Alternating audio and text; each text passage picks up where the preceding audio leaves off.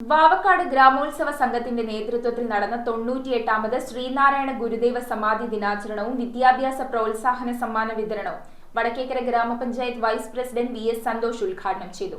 ചടങ്ങിൽ അണ്ടർ-19 പുരുഷ volleyball Asia കപ്പിൽ വെങ്കല മെഡൽ കരസ്ഥമാക്കിയ ഇന്ത്യൻ ടീം അംഗം ആദി കൃഷ്ണയെ ആദരിച്ചു.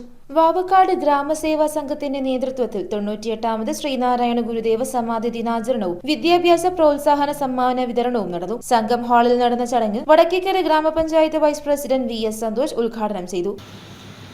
മഹാകവി കുമാരനാശാൻ ഇങ്ങനെ എഴുതും: നരന് നരന ശുദ്ധ വസ്തുവാണ് പോലും, ധരയിൽ നടപ്പത് തീണ്ടലാണ് പോലും, നരകം ഇവിടമാണ് കണ്ട കഷ്ടം, ഹരഹര ഇങ്ങനെ വല്ല നാടുമുണ്ടോ എന്ന്.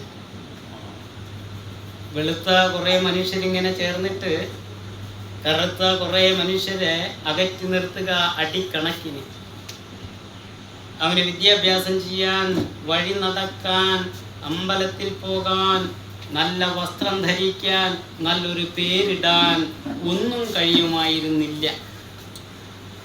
സനാതനധർമ്മത്തിൻ്റെ പേരിലാണ് ഇതെല്ലാം ആ കാലങ്ങളിൽ നടന്നിരുന്നത്.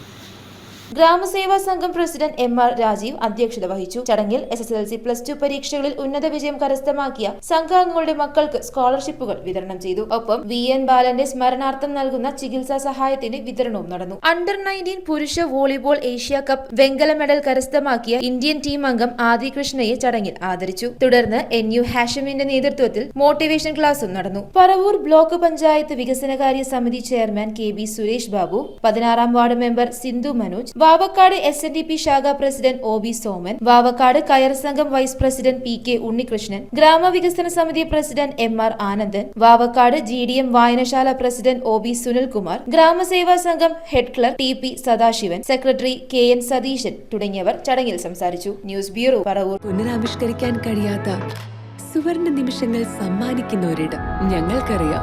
നിങ്ങളുടെ ഓരോ നിമിഷവും എത്ര വിലപ്പെട്ടതാണെന്ന്. Vijaya's Fuji colour lab, North Paravur.